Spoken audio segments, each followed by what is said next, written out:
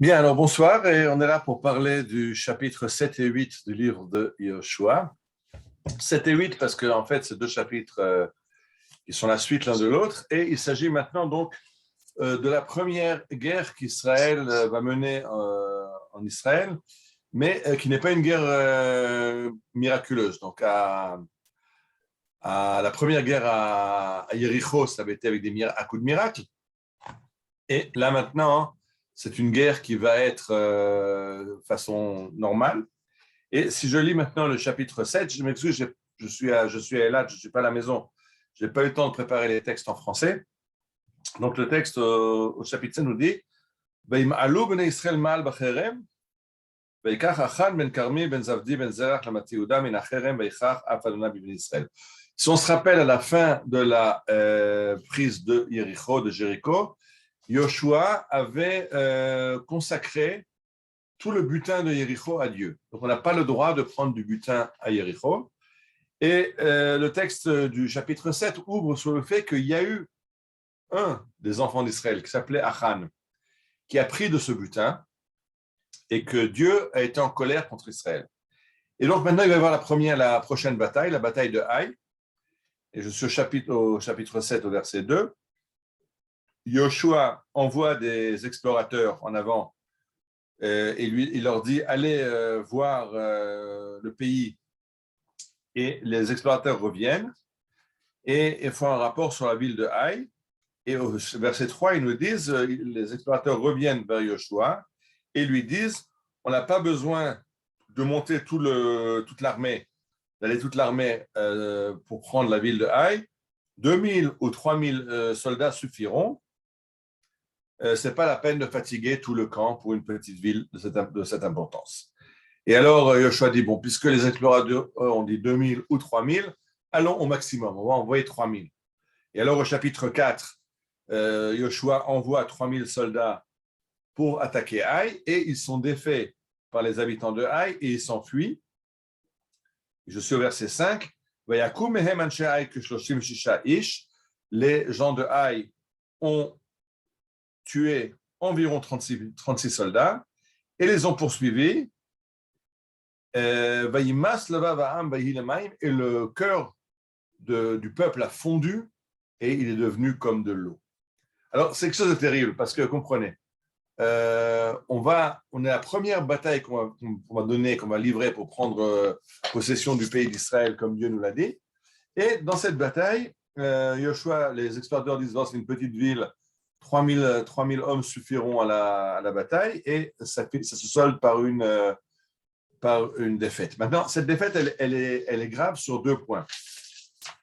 Elle est grave parce que quand le peuple dit que le cœur est devenu de l'eau, leur cœur a fondu, c'est-à-dire qu'ils ont été affolés de cette défaite, c'est très grave parce que c'est exactement ce que le texte nous avait dit de Jéricho. Quand les explorateurs de Josué avaient été chez Rachav à Jéricho, elle leur avait dit que les gens de Jéricho ont peur des tribus d'Israël. Et je lis le texte comme il était marqué à l'époque. Vanishma, vayimas levavenu. Nous avons entendu les miracles de Dieu sur le Jourdain. Vayimas levavenu, et notre cœur a fondu et nous n'avons pas la force de se mesurer avec vous. Alors, c'est intéressant que si à Jéricho, c'est les Cananéens dont le cœur a fondu, ils n'ont pas le cœur à se défendre, ils ont peur des Israélites.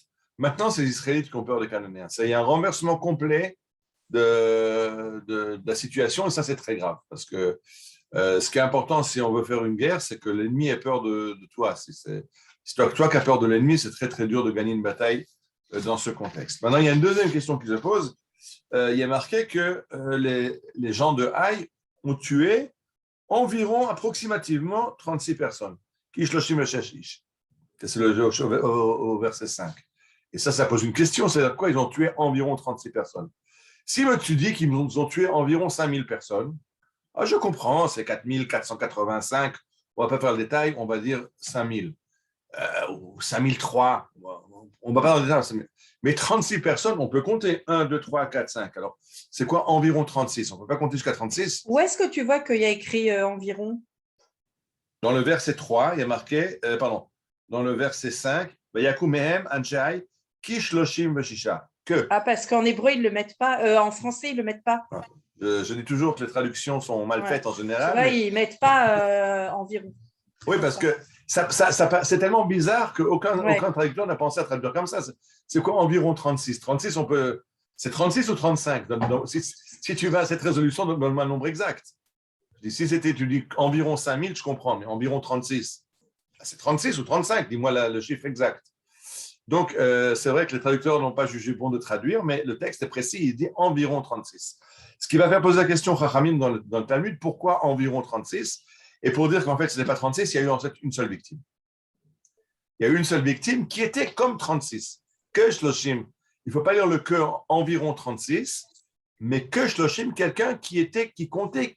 Parce que le Chaf peut dire environ 36. Il peut aussi dire de même que 36. Quelqu'un qui valait de même que 36. Et là-bas, la Gemara nous dit qu'ils ont tué quelqu'un qui était comme 36 personnes. Et qui en 36, c'est quoi 36? 36, c'est la moitié du Sanhédrin. Le Sanhédrin, le grand tribunal, compte 71 membres. Donc, c'est la moitié du Sanhédrin. En tout cas, ce n'est pas important maintenant. Je ne vais pas rentrer dans cette explication pourquoi le texte dit 36. Alors, est-ce que c'est 36 ou est-ce que c'est un qui est comme 36? Mais ce qui est incroyable, c'est qu'en fait, le nombre de victimes est très faible. 36 personnes tuées dans une bataille, c'est important. Chaque juif qui est tombé, c'est quelqu'un, c'est un monde, etc. Mais de perdre 36 dans une bataille, ça n'a jamais fait une défaite cuisante où le peuple a perdu confiance en lui. Il faut comprendre, ça veut dire quoi? Qu'est-ce que ça veut dire? C'est ce manque de confiance avec 36 victimes. C'est pas sérieux comme histoire. Et alors, Yoshua lui-même, au verset 6, déchire ses vêtements, il se jette devant l'arche d'alliance avec les anciens, et il se plaignent devant Dieu. Pourquoi tu nous as fait traverser le Jourdain? Pour que les Cananéens nous gagnent la guerre, nous détruisent. La défaite est vécue de façon tellement grave, alors qu'en fait, ce n'est pas grand-chose. 36 victimes, il y en a encore beaucoup plus dans les guerres d'Israël par la suite. Alors, qu'est-ce qui s'est passé? Pourquoi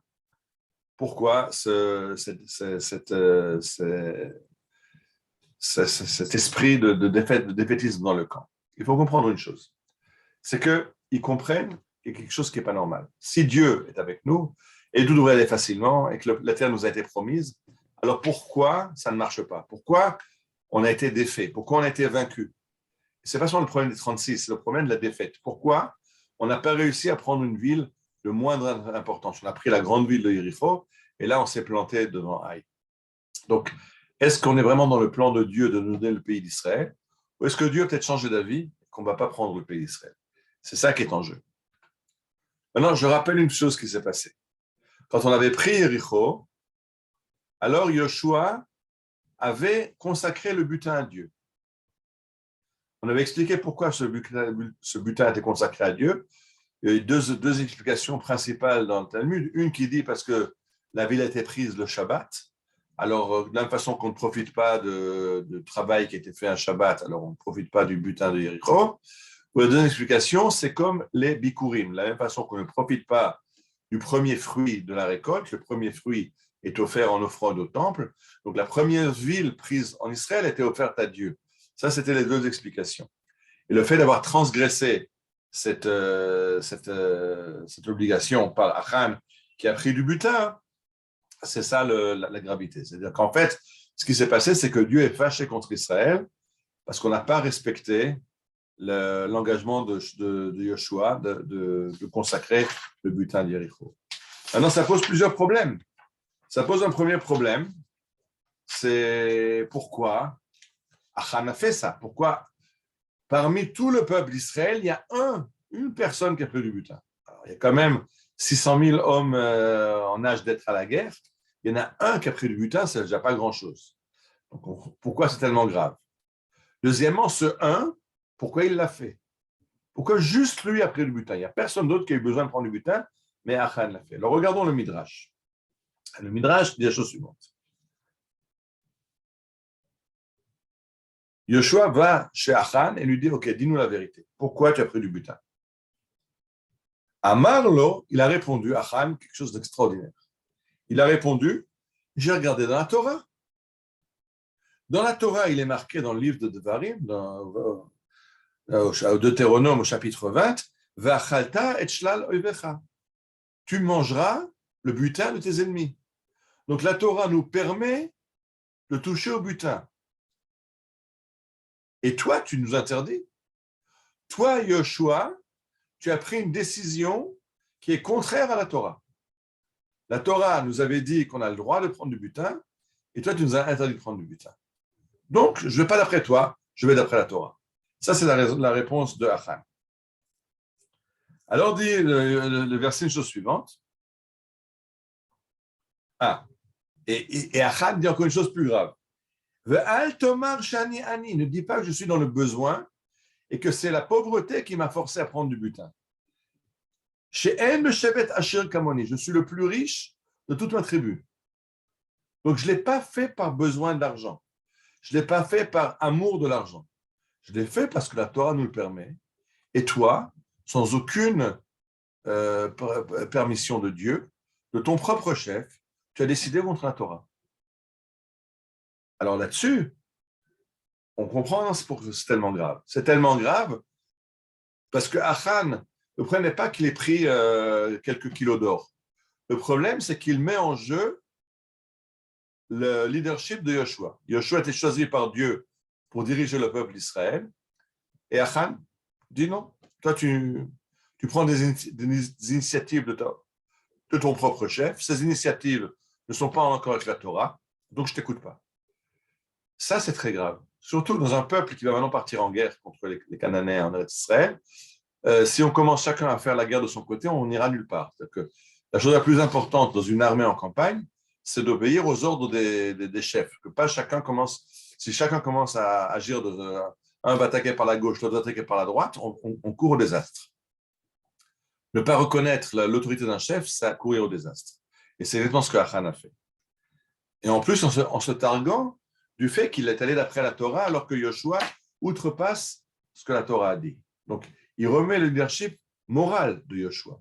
Et c'est pour ça que Dieu va dire, stop, il faut mettre les points sur les i, il faut punir Achan de façon très sérieuse. Autrement, on court à la perte. Alors, la façon de Dieu de montrer à Israël qu'il n'est pas content, que ça ne marchera pas comme ça, c'est que la prochaine bataille qui va avoir lieu, la bataille de Haï, on va la perdre. Et le fait qu'on perde cette bataille, bien que les explorateurs nous ont dit que c'est une petite ville, ce n'est pas une bataille difficile, va faire réfléchir Yoshua. Qu'est-ce qui s'est passé? Et alors il va comprendre qu'on a transgressé l'ordre de Dieu. Alors il s'est d'abord plaint à Dieu en disant, pourquoi tu nous amènes combattre des Cananéens, mais tu ne nous aides pas et qu'on va être défaits par eux. Maintenant, Dieu va lui dire, mais parce que il y a quelqu'un qui a pris du butin, malgré ton ordre. Je reviens vers le texte de Yoshua. Ariel, Oui. Ariel, pourquoi, attends, peut-être tu l'as dit, mais j'ai pas entendu. Pourquoi Yoshua, il a interdit qu'on prenne le butin, alors que c'est permis par la Torah, tu l'as dit? J'ai dit, j'ai deux raisons que la Gemara donne. Une, parce que c'était le Shabbat, et que c'est donc comme le Shabbat, on a pris Yericho, c'est-à-dire que le produit du Shabbat, de la même façon, quelqu'un qui aurait travaillé un travail interdit le Shabbat, on n'a pas le droit d'en profiter. Donc, on va pas profiter de Shabbat, du butin du Shabbat, et bien que la guerre, on ait le droit de la faire le Shabbat. C'est Dieu qui avait dit de la faire le Shabbat. Et la deuxième raison était que c'était les bikurim. C'est le premier butin qu'on a en Israël. C'est comme les premiers fruits qu'on a dans un champ, ils sont consacrés à Dieu. Donc, c'est pour ça qu'on ne touche pas au butin. C'est pour ça que Yoshua a décidé. Mais c'est vrai qu'il a décidé de son propre chef. Et Dieu lui dira. Je suis dans verset 10 du chapitre 7. Vayomer Adonai el Yoshua, kum lach lama zatanopel panecha.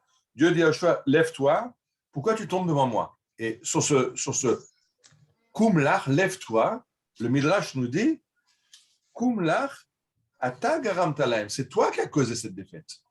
Maintenant, tu pleures, tu supplies pourquoi c'est arrivé, mais c'est toi qui es le responsable. Si tu n'avais pas pris cette décision d'interdire le butin, vous n'en serez pas arrivé là. Donc, Dieu trouve même une responsabilité de Yoshua dans ce qui s'est passé à Haï. Mais c'est très bizarre puisque les deux raisons, elles sont normales pour que Yoshua il interdise. Mais justement, la faute de Yoshua n'est pas d'avoir fait quelque chose qu'il avait le droit de faire. C'est-à-dire que la Torah permet de prendre du butin le roi a le droit d'interdire de prendre du butin, c'est tout à fait dans ses prérogatives. Mais on a une halakha qui dit qu'on ne fait pas de, on ne en gozrim ala tzibour gzera she'en tzibour yachol lamod ba. On ne fait pas de décision rabbinique si c'est quelque chose que le public ne peut pas accomplir. Bon, là, Yoshua aurait dû comprendre qu'il y a des gens qui ne tiendront pas le coup et ne pas prendre cette décision. Il avait le droit de le faire, il aurait dû réfléchir à ne pas le faire. Donc, il a une responsabilité. C'est vrai que c'est une responsabilité limitée. Il avait le droit de faire ce qu'il a fait, mais le Midrash dit qu'il n'aurait peut-être pas dû le faire et Dieu lui dit tu n'aurais peut-être pas dû le faire si tu sais qu'il y a des gens qui prendront du butin. Et c'est encore beaucoup plus grave parce que le Midrash continue et nous dit Miyad nafal machloket b'Israël v'amdu shevet Yehuda b'mriva v'argum Israël. Il dit quand Yoshua a accusé Achan, alors les membres de la tribu de Achan sont venus attaquer d'autres tribus en disant pourquoi vous braquez sur Achan, c'est un gars bien de notre tribu, et ça a commencé une mini-guerre interne du peuple d'Israël. C'est pour ça que c'est très très grave ce qui s'est passé à Haï. Ça a complètement dégénéré. Et alors, je continue. Dieu dit maintenant, qu'est-ce qui va se passer? Chata Israël, au verset 11, Dieu Israël a fauté, Vegam avru et briti, ils ont transgressé mon alliance, etc. Et alors, au verset 14, Venikraftem aboker le shiftechem. Dieu dit, demain matin, toutes les tribus se présenteront sur la place d'appel et on va faire un tirage, il y aura un tirage au sort et le sort va désigner le coupable. Alors, de nouveau, le Midrash, il est incroyable parce que le Midrash nous dit que Yoshua a demandé à Dieu, ok, tu t'es fâché contre Israël parce que j'ai décidé de ne pas prendre du butin et qu'il y a quelqu'un qui a pris du butin et tu es fâché contre ça. D'accord, alors dis-moi qui a pris du butin et je vais régler cette histoire. Et Dieu lui répond quoi? Moi, je suis un délateur, je suis comment on dit ça en français, une balance. Tu me demandes à moi de te dire qui c'est qui a de dénoncer le coupable, c'est pas moi de le faire. Alors Yoshua dit, alors comment je vais régler le problème? Comment je vais savoir qui a pris du butin? Alors Dieu lui dit, mais c'est très simple. Tu vas demain faire un tirage au sort et le tirage au sort indiquera qui est le coupable. Oui. Je peux poser une autre question ou ça te Bien dérange? sûr. Tu me Au dis. contraire, on avait parlé d'une étude ensemble. C'est trop les questions. C'est au contraire. J'ai pas envie de parler tout seul. C'est une question qui est pas forcément que par rapport à Sefer Yoshua, mais qui me fait penser à quelque chose. L'idée de la punition. Oui. Donc, ça voudrait dire que dans Sefer Yoshua, il y a cette idée de punition par rapport au fait de gagner ou pas une guerre. Est-ce que, puisqu'on est à l'approche de Purim, et là en plus tu parles de tirage au sort, est-ce que au moment du fait qu'il peut y avoir un génocide des Juifs, est-ce que dans la Megillah, il y a aussi cette idée de punition? Est-ce qu'à un moment, ce que je veux dire par là, est-ce qu'à un moment dans le Tanakh, on sort de cette idée de punition divine par rapport à nos actes ou pas? Oui, la réponse est très simple. C'est oui et non. D'accord. C'est-à-dire que ce qu'on appelle, ce que tu viens de parler, ça s'appelle en langage rabbinique Hanagat Sachar Ve'onesh. Ouais, que Dieu gère le monde en fonction des mérites et des punitions. C'est-à-dire qu'il y a des bons points et des mauvais points. Et c'est une Hanaga, c'est une façon de Dieu de gérer le monde. Maintenant, Chazal nous dit qu'il y a encore d'autres Hanagotes de Dieu. Il n'y a pas que le Sachar Ve'onesh. Des fois, on est dans un monde qui est géré en fonction des mérites et des démérites. Et des fois, on est dans Agatha Yichud, il y a d'autres façons de Dieu de gérer le monde. Mais c'est vrai que dans le Tanakh, on trouve souvent cette idée de punition et que dans ce qui s'est passé dans la Megillah, c'est ce que tu demandes, la Gemara cherche quelle était la faute qui a fait que Haman a voulu détruire le peuple juif. Et la Gemara vient avec un certain nombre de propositions pourquoi les Juifs de Shushan ont risqué d'être détruits par Haman. Et la Gemara dans Megillah donne ils ont participé au festin d'Achashverosh. Or, la Gemara comprend que ce festin d'Assuérus, d'Achashverosh, était un festin qui scellait l'exil d'Israël. Assuérus a fait un festin quand il a compris que les Juifs ne sortiraient plus d'exil. Et dit Rabbi Shimon Bar Yochai, si les Juifs participent à un festin comme ça, mais ils n'ont plus le droit à l'existence. C'est-à-dire qu'un Juif qui n'attend pas de revenir en Israël, qui ne fait pas tout ce qu'il faut, parce qu'à l'époque, il y a déjà un retour, il y a déjà Zerubbabel qui est parti en Eretz Israël, il y a Ezra et Nehemiah, c'est la même époque. Et si on ne veut pas, si les Juifs participent à un festin qui scelle leur installation dans l'exil, Rabbi Shimon Bar Yochai dit que c'est la raison de Purim. Il y a d'autres raisons dans la Gemara qui sont Il y données. a l'histoire du fait qu'ils aient mangé pas cachère aussi, ou dans Non, non, les non, non, non, ustensiles pas du du tout. temple. Pas du Non. tout. Ça, non. La Gemara est très claire. Chez Nehenu Miseudato, ils ont mangé du festin. Le festin était cachère. Ah oui, c'est ça. La sot kirtzon ish va ish. On ne les a pas forcément mangé pas cachère. Ah oui. Non, mais c'est Mais pas le parce qu'il y avait festin, il y avait pas non. les kélim du temple, non, ça n'a rien à C'est voir. ça. C'est quoi la décline du temple? C'est-à-dire que Achashverosh, il fête dans les kélim du temple. Le temple ne sera pas reconstruit. Voilà, c'est ça. Et les Juifs qui viennent participer à un festin pareil, là, ils ont un gros problème. Et il y a le fait aussi qu'ils se soient prosternés devant la statue de Nebuchadnezzar, non? Il n'y a pas un truc C'est comme une autre ça raison. C'est C'est une autre raison qui est donnée dans la Gemara, Donc, on ne sort pas. Ouais. Donc, on sort pas de ça dans le Tanakh, en fait. Non, on mais sort pas de. elle est contre.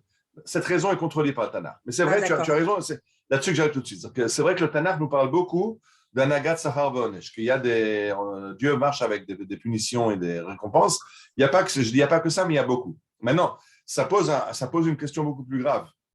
C'est que dans l'histoire de Yoshua, celui qui a fauté, c'est Achan. Ben ouais. Qui a été puni? Yoshua. Les autres. Les 36 qui sont morts à la bataille, le peuple qui a perdu la guerre, pas Achan. Achan, il garde son butin, Achan, il se porte très bien. Donc là, c'est encore pire parce que non seulement il y a une conduite de punition, mais au lieu de punir le coupable, on punit son voisin.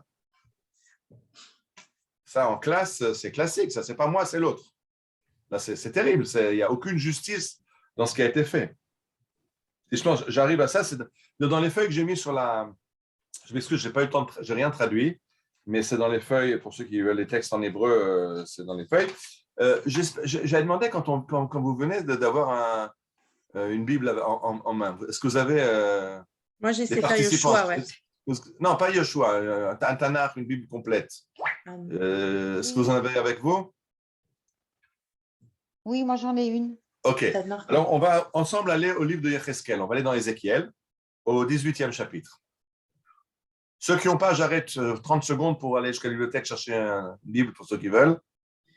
Bah, peut-être sur Google, non? Ou sur Google, si vous voulez, sur Internet.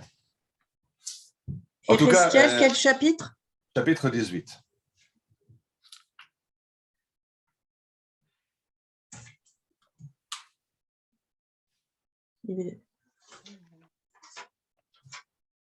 Ouais, je l'ai, moi, sur Google.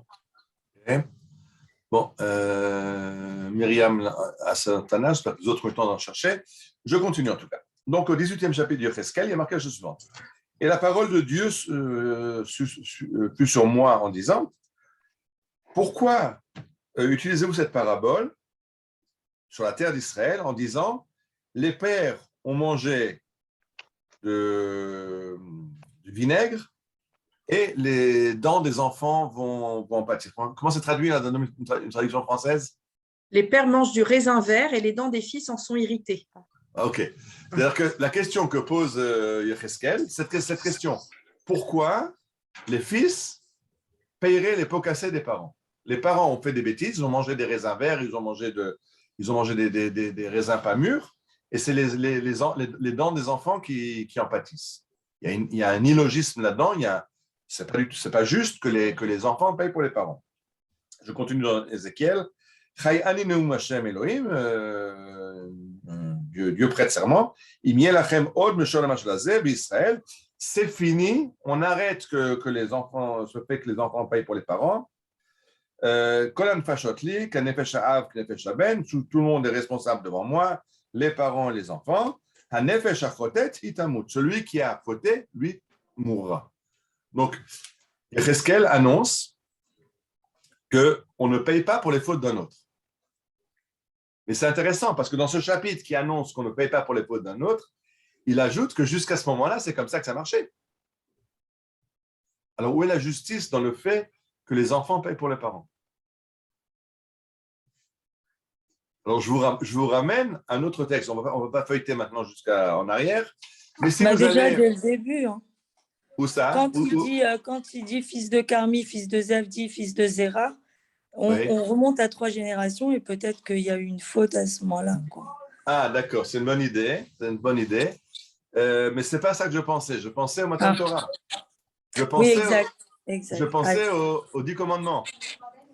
Dans les 10 commandements, il y a marqué Poked Avon Avot, Albanim, Valbnemanim, Al-Shileshim, Valribeim. Que Dieu rappelle les fautes des parents. Poked Avon Avot, il rappelle la faute des parents. Albanim, sur les enfants. Al-Shileshim, les petits-enfants, Valribeim, sur les arrière-petits-enfants. D'un autre côté, il y a marqué la suite du verset, et il fait le bien à 1000 générations pour ceux qui suivent la Torah. Donc, déjà dans les 10 commandements, il y a marqué que si on fait la Torah, alors il y a 1000 générations qui sont récompensées pour ça en arrière, après nous. Mais si on ne fait pas, alors il y a 4 générations qui sont punies. Donc, on trouve déjà dans la Matan Torah cette idée que les enfants peuvent payer pour les parents. Pourquoi? On va y répondre. Maintenant, Yecheskel dit, ça c'est fini. C'était peut-être comme ça, mais à partir de maintenant, Dieu dit c'est fini. À partir de maintenant, chacun paye pour soi.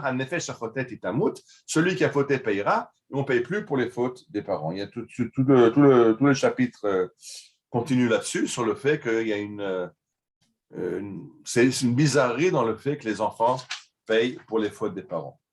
Le Malbim, d'ailleurs, va nous dire que quand dans les 10 commandements, il est marqué que les enfants payent pour les fautes des parents, c'est uniquement dans l'idolâtrie. C'est marqué au sujet de du deuxième commandement, tu n'auras pas d'idole, que uniquement dans le cas de l'idolâtrie, c'est un cas à part, c'est tellement grave que là, il y a les enfants qui payent, mais autrement, la Torah comprend qu'il n'y a aucune logique à ce que les enfants payent pour les parents. C'est pas normal. La Gemara va répondre en nuançant. Elle va dire que les enfants payent pour les parents. Si les enfants continuent la même conduite que les parents, alors ils ont une punition plus grave parce qu'ils payent pour eux et pour leurs parents. Mais si les parents ont fait une erreur et que les enfants ne font pas la même erreur, il est évident pour la Gemara que les enfants ne seront pas punis. On ne punit pas quelqu'un pour les fautes d'un autre. On peut punir les enfants s'ils continuent les mêmes erreurs que leurs parents. D'accord? Alors le Talmud nous dit c'est uniquement dans la Avodah Zarah. Le Talmud nous dit c'est uniquement si les enfants continuent dans la même voie que les parents. En tout cas, ici, ça nous pose un problème. Pourquoi? Achan a fauté et le peuple d'Israël va payer les pots cassés. Il y aura 36 personnes qui vont mourir, on va perdre la bataille. Pourquoi? Là, cela, hein? J'ai une question, Oui, Ariel. oui, Myriam. Pourquoi 36? On a dit tout à l'heure, tu étais un petit peu en retard. Ok, pardon. Tu regarderas l'enregistrement parce qu'il y a une question sur le 36. L'enregistrement sera en ligne dans quelques jours, d'accord? Ok, pas de souci. Bien. Merci. Donc, il y a ce problème de la responsabilité du voisin pour la faute d'un autre. Et c'est très intéressant parce que c'est justement ce qui va être nouveau maintenant en Eretz Israël. Puisqu'on rentre en Israël avec Yoshua, on a un nouveau concept qui rentre qui s'appelle Arevut Hadadit. Kol Israël Arevim Zebazé. Le fait que chacun est responsable pour son voisin. Si mon voisin ne fait pas Shabbat, c'est pas lui qui n'a pas fait Shabbat. Moi non plus, je n'ai pas fait Shabbat. Le peuple d'Israël est vu dans un ensemble. Et quand il y a quelqu'un, l'exemple que donne les Chachamim là-dessus, c'est si quelqu'un se coupe un doigt. Alors, il y a le doigt qui est coupé, mais c'est la personne entière qui est malade. On peut dire que c'est le doigt qui est coupé, alors c'est la main qui a mal. Moi, je suis malade s'il y a un doigt coupé. C'est-à-dire que quand il y a un organisme, à partir du moment où il y a un membre de l'organisme qui est malade, c'est tout l'organisme qui est malade. Et la Torah comprend que quand on rentre en Eretz Israël, se crée quelque chose de nouveau. Il y a un peuple d'Israël. Et dans un peuple, quand il y a un membre qui est malade, tout l'organisme est malade. Donc, on peut comprendre que quand on rentre en Eretz Israël, c'est quelque chose qu'il n'y avait pas avant.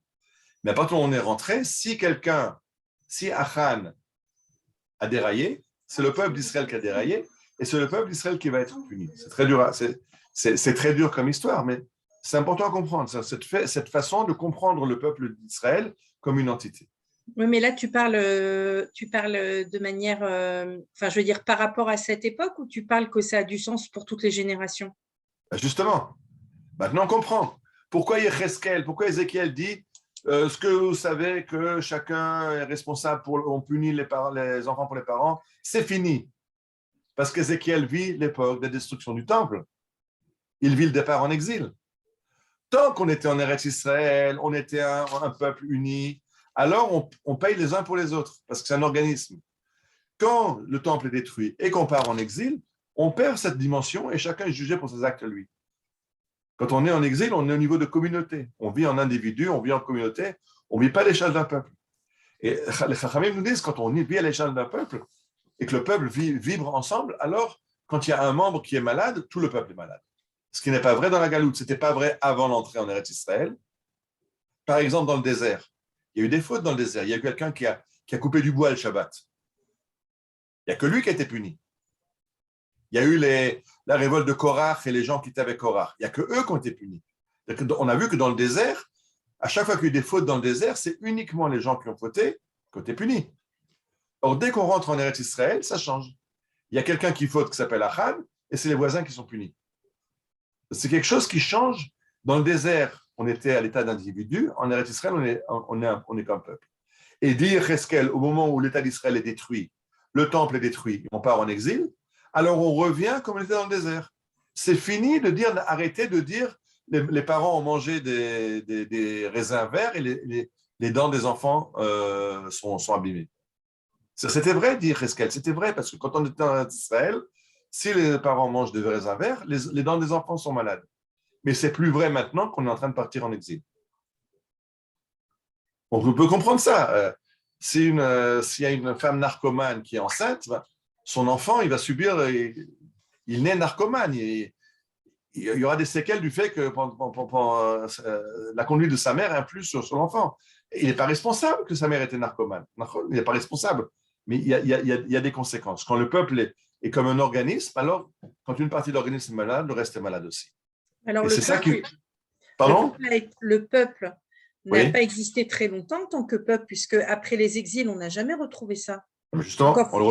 on le retrouve aujourd'hui. C'est vrai que le peuple d'Israël a été un peuple sur sa terre depuis Yoshua jusqu'à Babylone. On a été après le retour de Babylonie jusqu'à l'époque de destruction du temple. Et maintenant, depuis 2000 ans, on n'a plus d'indépendance. Maintenant, on l'a retrouvé il y a quelques dizaines d'années. C'est vrai qu'on a été pendant de très nombreuses années dans une situation qui n'est pas normale. Donc, tu considères là que par la création d'Israël, on est redevenu un peuple? On revient, Non, bien mais sûr. il n'y a aucune provocation de ma part. Et pas du tout d'idée sioniste là-dedans. Non, mais c'est parce que c'est hyper intéressant par rapport à la Torah, tout simplement, à l'étude. Est-ce que tu considères là qu'en Israël, on n'est pas dans la galoute et qu'on est un peuple vraiment, comme au Bien moment sûr. où on devait conquérir le pays? Bien sûr. Et si tu regardes la grande différence, si tu regardes ce qui commence à se passer pendant la Shoah, quand tu parles de la révolte du ghetto de Varsovie, c'est la première fois qu'il y a une bataille organisée. Parce que pour se battre, pour faire la guerre, c'est quoi faire une guerre? C'est comprendre que quand les soldats partent au combat, il y a pas tout le monde ne revient pas. Il y en a qui vont tomber à la guerre. Mais le but, c'est que le peuple continue et que l'individu, il passe au second plan après le peuple. Il est prêt à donner sa vie pour le groupe. Ça, c'est une conduite de peuple. C'est pas vrai dans l'exil où chacun est pour soi. Et quand il y a un pogrom, je ne vais pas essayer de prendre des armes pour protéger parce que alors je vais être tué, mais je vais essayer de me cacher. Chacun pense à sa propre vie. Dans un peuple, il y a des gens qui savent qu'ils vont perdre leur vie, mais ils vont la donner pour que les autres continuent. C'est une grande différence. Et ça, c'est effectivement, on voit ça en Israël où les jeunes font l'armée. C'est une autre conscience d'appartenir à un groupe qui existe dans la galoute au niveau d'une communauté, mais pas au niveau d'un peuple. Et si donc la Torah comprend qu'il y a une autre façon de... Et si je pousse plus loin le raisonnement et après je t'embête plus, est-ce que ça voudrait dire que maintenant, depuis qu'on a retrouvé notre terre et qu'on a une armée, c'est-à-dire un peuple qui peut se battre pour la terre et la préserver, est-ce que ça veut dire qu'on est retombé dans un système de récompense et de punition de Dieu? Est-ce que les uns peuvent payer pour les autres ou pas? Enfin, tu vois ce que je veux dire entre guillemets, hein.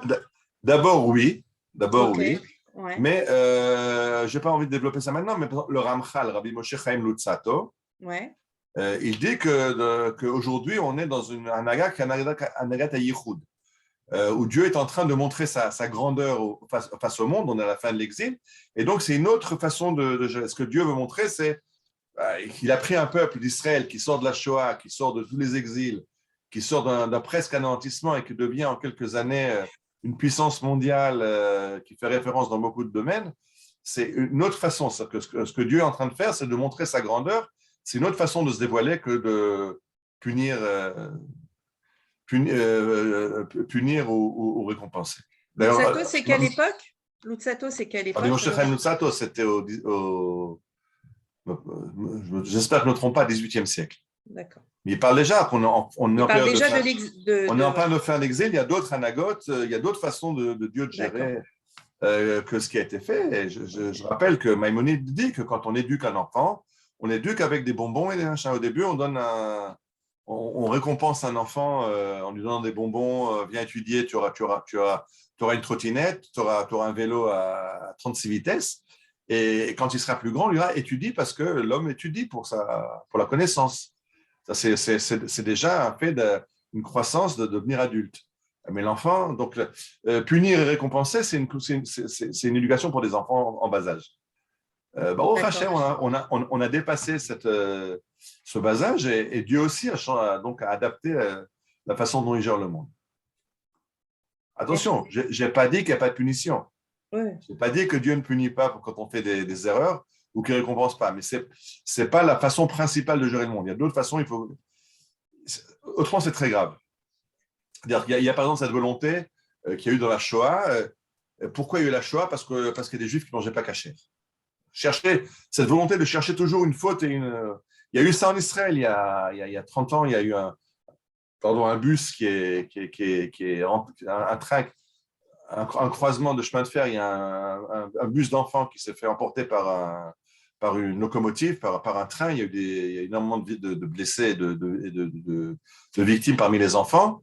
Et il y a des rabbins qui ont dit c'est parce que ce bus venait de Petah Tikva où là-bas il y avait un cinéma qui était ouvert le Shabbat. Il ne faut pas exagérer non plus. Non, il ne faut pas exagérer, non, vraiment pas. Quoi.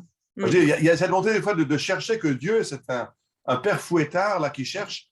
C'est quelque chose qui ne vient pas tout à fait de chez nous. Ça vient d'autres traditions religieuses, pas de la Torah. Et simplement pas de notre époque. D'accord? Merci beaucoup.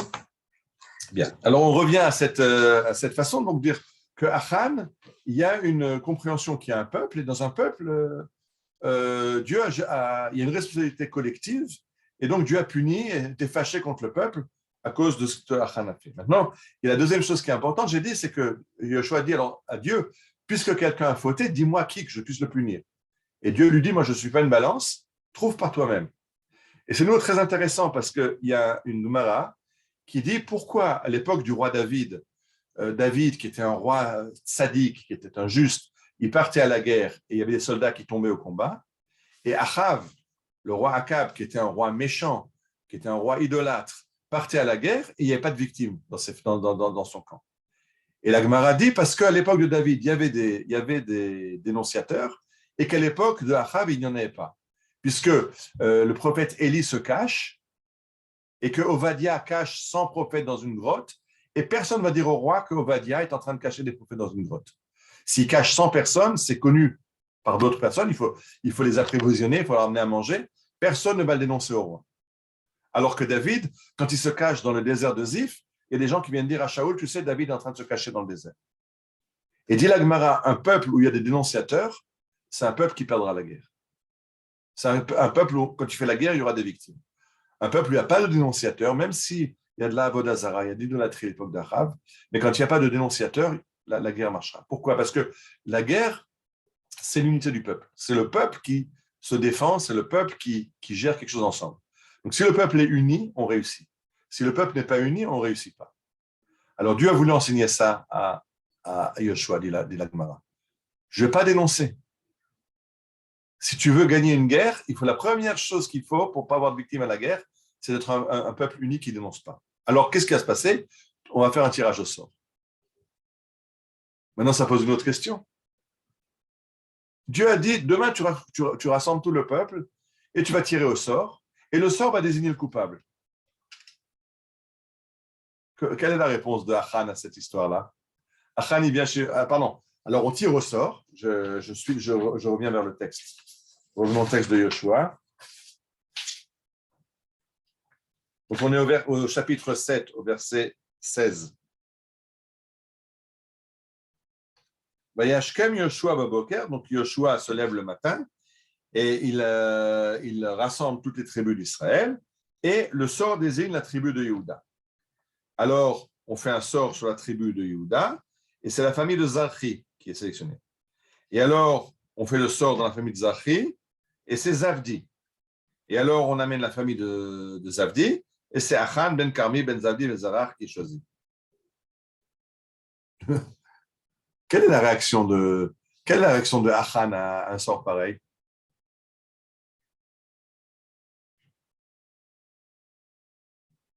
Le Midrash, Achan, il dit, moi, je suis sorti au sort, mais si tu fais un tirage au sort entre toi et Aaron à Cohen, entre le chef politique du peuple et le grand prêtre, ben, un des deux sortira dans le sort. Le fait que le sort est tombé sur moi, qui veut dire que je suis responsable? C'est évident que si on fait un sort parmi le peuple juif, parmi 12 tribus, mais il y a une des 12 tribus qui va sortir au sort. Et si on fait dans cette tribu-là, il y a une famille qui va être sélectionnée. Et dans cette famille, il y a quelqu'un qui va être sélectionné. C'est tombé sur moi, mais qui dit que c'est moi. Si on avait fait le tirage au sort entre toi et Aaron, il aurait été ou toi ou Aaron, le grand prêtre. Le sort ne veut rien dire, c'est évident que le sort va tomber sur quelqu'un. Alors là, ça pose la grande question du sort, parce qu'il y a beaucoup de choses qui sont faites avec le sort dans la Torah.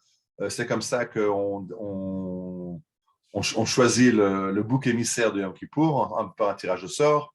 C'est comme ça que Yoshua va distribuer le terrain d'Eretz Israël. On va distribuer les territoires des tribus aux 12 tribus par le sort. Donc, le sort, c'est oui considéré comme une façon de Dieu de diriger. C'est Dieu qui choisit comment les dés vont tomber. De façon indirecte, indirecte par rapport à nous. On ne voit pas directement Dieu qui intervient, mais la compréhension juive, c'est que le sort, il est géré par Dieu. Et Achan le sait très bien. Mais c'est vrai qu'il va s'opposer à Yoshua en disant comme ça, ben, c'est évident que c'est tombé sur moi, mais ce n'est pas moi. Yoshua lui dit, attention, tu vas te planter parce que tu sais très bien que ce sort était choisi par Dieu et que c'est toi. Et alors Achan craque. Il a compris que s'il n'avoue pas, la punition va être beaucoup plus grave. Et donc, il avoue qu'il a pris du butin. Et alors, Yoshua envoie des messagers dans la tente, jusqu'au verset 22. Et Shlach Yoshua Malachim, et Yarutsu, et là, il court vers la tente de Achan, et là-bas, il trouve le butin qui a été caché. Et Achan a été condamné à mort. Il a été lapidé par le peuple d'Israël. Donc, c'est une histoire qui est assez terrible, parce que c'est la première guerre qu'Israël veut faire en Israël, après la guerre de Jéricho, qui était une guerre miraculeuse. Et tout de suite, on voit que quelque chose qui a changé, que le peuple juif est vécu comme une entité. Quand il y a quelqu'un qui va à travers tout le peuple est puni. Ça, c'est ce qui s'est passé avec Achan. Et Dieu annonce à Yoshua cette responsabilité du peuple dans son ensemble. Il lui annonce le fait que Dieu ne va pas dénoncer, mais c'est à Yoshua de trouver qui est le responsable. Et finalement, après que Achan ait été puni, on arrive au chapitre 8. Le chapitre 8, c'est la prochaine guerre contre Haï. On fait une deuxième bataille de Haï, et cette bataille-là, on va la gagner. Maintenant, elle est très intéressante, cette bataille du 8e chapitre. J'ai lu les deux chapitres ensemble parce qu'ils se complètent, mais regardons la deuxième bataille de Haï au 8e chapitre. Est-ce que j'ai mis la feuille, pardon. Vous êtes avec moi, chapitre 8? Vayomer Hashem el Yoshua al tira val techat. Dieu dit donc à Yoshua, premier verset du 8e chapitre, n'aie pas peur, car imcha et kol amamilchama vekum alehai. Maintenant, tu vas attaquer Haï, mais prends avec toi toute l'armée d'Israël. Vekum alehai, re'en tatib yadcha et melechai. Et alors, tu verras que je vais te donner le roi de Haï en ta main. Là, je ne comprends plus. Les explorateurs avaient dit à Yoshua, ne fatigue pas tout le peuple. 2000 ou 3000 personnes, ça suffit. Yoshua a envoyé 3000 soldats. Il y a eu 36 tués. Maintenant, on amène toute l'armée.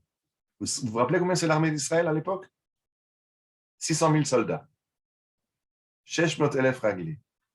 Alors, on est passé d'une ville où il faut 3000 soldats, d'après les renseignements militaires, à 600 000 soldats pour une petite ville. Il n'y a aucune logique là-dedans. Alors, Dieu aurait pu dire, OK, 5 000, 3 000, ça n'a pas suffi, envoie 10 fois plus, envoie 30 000, envoie 10 000, envoie 30 000. Mais envoyer 600 000, toute l'armée contre une ville, qu'est-ce qui se passe là-dedans? Ça, c'est une première question. Alors, on va voir ensemble. Pardon. Feuille. Et là, je rappelle que je vais souvent d'après le Rav Mali, qui est un commentaire du Tanakh, et j'aime beaucoup son commentaire sur le livre de Yoshua. Et donc, il explique que Dieu a demandé d'en prendre toute l'armée. Ce n'est pas parce qu'on a besoin de 600 000 personnes pour prendre Haï. Les explorateurs ont dit il suffit de 3 000, ça suffit 3 000. On a perdu la guerre avec 3 000 parce qu'il y avait la faute de Achan. Autrement, les 3 000 auraient aussi suffi.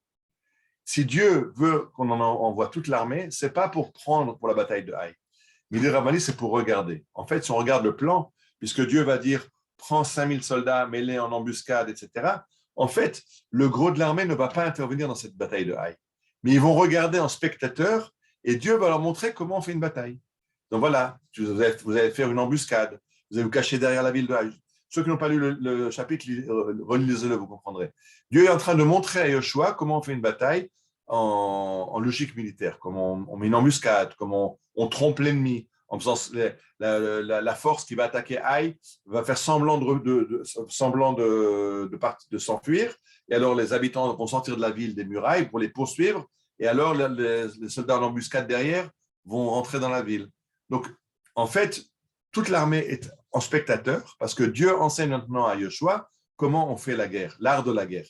Jusqu'à présent, c'était des guerres miraculeuses, dans le désert avec Moïse qui priait avec les mains levées contre Amalek, avec Yéricho, le chauffard en tournant autour. Maintenant, Dieu m'a dit, vous allez faire des guerres de façon humaine, de façon dont on gère des guerres, vous allez réussir. Et alors, pardon, je suis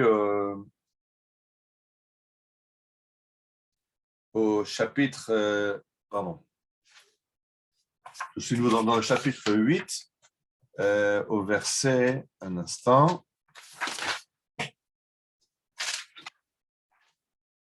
Regardez avec moi le verset.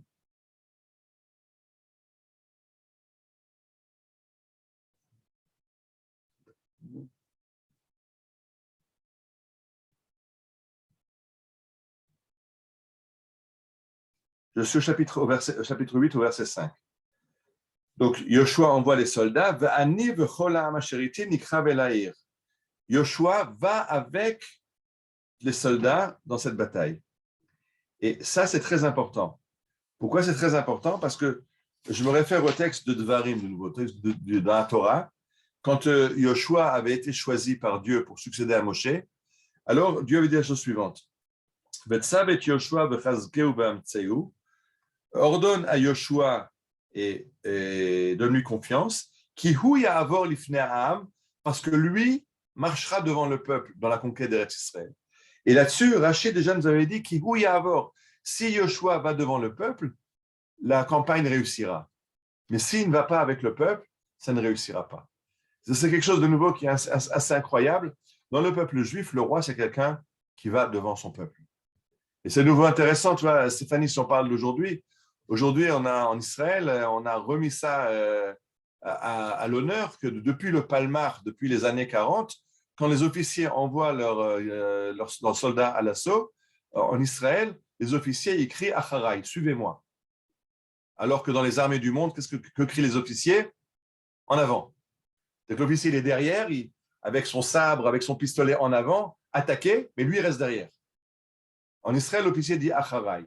Et c'est quelque chose qui a été appris de Yoshua, que le chef de la guerre, il se porte devant ses troupes. C'est des fois très problématique. À l'époque de David, dans le livre de Shmuel, il y a une fois une bataille où David a failli être tué, et ses soldats vont lui dire laisse tomber, ne va pas devant le premier, parce que si tu es tué à la bataille, tu es comme 10 000 soldats. Si tu tues toi, c'est comme si tu es 10 000 soldats. Tuer le chef, c'est arrêter tout l'élan de la bataille. Donc, c'est très problématique. Alors, en Israël, on a cette problématique. On s'est posé la question à l'armée. Est-ce qu'on peut encore, à notre époque, continuer à envoyer les officiers en avant? Parce qu'on perd énormément d'officiers dans les batailles. Or, former un soldat, ça prend un certain nombre de mois. Mais former un officier, ça prend des années. Donc, il y a un coût qui est très cher. De l'autre côté, le fait que le soldat, il sait que son officier, c'est pas quelqu'un qui est derrière et qui l'envoie se faire tuer, mais que les risques que l'officier demande, il les assume lui-même, ça donne beaucoup de force morale au soldat. De dire, si mon officier il est devant, je vais avec lui parce qu'il ne va pas m'envoyer une mission suicidaire. Il pense qu'on va réussir. Alors ça, c'est dans le livre de Joshua, et ça a été repris à l'époque de David. Et je pense que dans les soldats de David, ils vont demander à David d'arrêter parce que c'est trop risqué. Je n'ai plus le temps maintenant, c'est la fin de lire le texte. C'est dans le PDF que j'ai envoyé. Ceux qui veulent lire peuvent le lire. Je veux juste finir par une chose qui est dans le chapitre 8, au 26e verset. Regardez votre Joshua au verset 26. Non, pas au verset 26, pardon, erreur. Pardon, non, c'est 26 au chapitre 8, j'ai le chapitre 7 devant moi. Au verset 26. Myriam, tu veux nous le lire? Oui, avec plaisir. Ouais. Alors, Josué ne retira point la main qu'il avait brandie avec son javelot, que tous les gens de Haï ne fussent massacrés conformément à l'interdit. Alors, Joshua avait levé Dieu lui avait dit, lève ton javelot, et alors le peuple ira à l'attaque de Haï. C'était le signal de la bataille.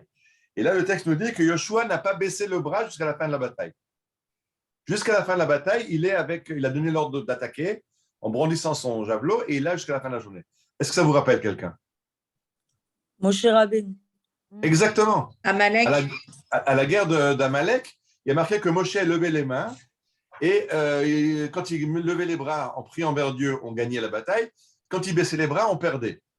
Alors Aaron et Hur sont venus lui tenir les bras pour que Israël gagne la bataille. Et il est resté toute la journée les bras en l'air. Et là-dessus, Rashi avait déjà demandé. C'est les mains de Moshe qui font la bataille ou qui perdent la bataille. Et la Gemara là-dessus répond non. Ça veut dire que les mains de Moshe, c'était un signe. Quand on était tourné vers Dieu, on gagnait. Quand on arrêtait de se tourner vers Dieu, on perdait.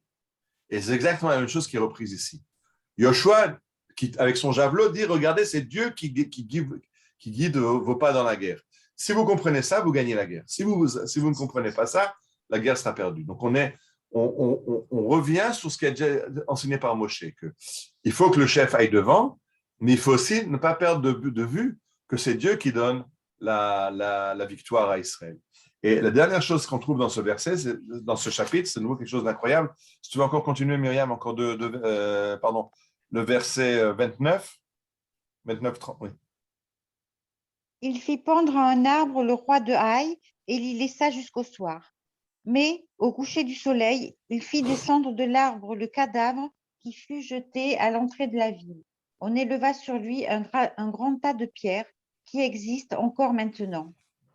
Oui, alors c'est quelque chose d'incroyable, c'est qu'on a pendu le roi de Haï comme punition, mais que le verset nous dit que le soir, on l'a décroché et on l'a enterré. On l'a mis dans une caverne, on a mis un gros tas de pièces, on l'a enterré.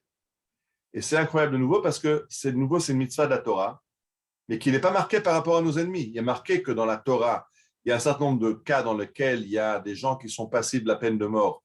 Et la peine de mort appliquée par le Sanhédrin peut être une des peines de mort, c'est la pendaison. Et la Torah, dans Devarim, de nouveau nous dit que si tu pends quelqu'un d'après la Torah, tu ne peux pas le laisser la nuit. Dès que le soleil se couche, tu le décroches parce que l'homme a été fait à l'image de Dieu et laisser un homme pendu, c'est une insulte à Dieu. Alors, on aurait pu croire que ça s'applique à Israël et on voit là que c'est même appliqué aux non-juifs. Là, c'est déjà une extension. La Torah a donné ça par rapport aux morts du Sanhédrin, que le Sanhédrin doit décrocher les gens. On ne doit pas laisser un pendu la nuit sur une potence. Et là, Joshua va encore un cran plus loin, que même des ennemis avec qui Israël est confronté, même des ennemis avec qui la Torah nous a dit de faire la guerre à Haï, détruire Haï, mais eux aussi ont été créés par Dieu. Et il y a donc cette mitzvah de ne pas laisser une personne pendue pendant la nuit n'est pas seulement applicable à Israël, mais elle est applicable à toute l'humanité, même à des ennemis d'Israël, parce qu'eux aussi, ils sont ennemis d'Israël, mais ont été créés par Dieu, et donc eux aussi, on ne les laisse pas pendus la nuit. Donc, d'un côté, il y a cette guerre qui nous est imposée par la Torah, mais même dans cette guerre qui est imposée par la Torah, il y a d'abord des règles morales, que si Israël se comporte de façon non morale, comme Achan, qui a transgressé l'interdit, alors on perd la guerre. Si le roi n'est pas à la tête de ses troupes, alors on ne gagne pas la guerre. Si on n'est pas en train de prier Dieu, de voir, de se rappeler que c'est Dieu qui est avec nous pendant la bataille, alors on ne gagne pas la guerre. Et une fois qu'on a fait tout ça et qu'on a gagné la guerre, on se rappelle que même la conduite avec les ennemis doit être une conduite humaine. Voilà, je pense qu'on a vu deux chapitres 7-8. Si quelqu'un va encore ajouter, poser des questions, je suis avec vous. Je n'ai pas de questions. OK, alors si c'est comme ça, on va se dire au revoir et puis on se reverra pour le prochain cours. Bezrat Hashem. Alors, Avec plaisir. un joyeux Purim, Merci beaucoup, Merci. Ariel. C'était super Oui. intéressant. une fin rapide des hostilités en Ukraine. Amen. Amen. Alors, Je peux oui. te parler 2 minutes quand les autres partent ou tu es pressé? D'accord, appelle-moi sur le téléphone. On s'appelle Ok, sur je le t'appelle téléphone. sur WhatsApp. Ok. OK. Au revoir tout le monde. Merci Bonsoir. beaucoup. Au revoir. Au revoir.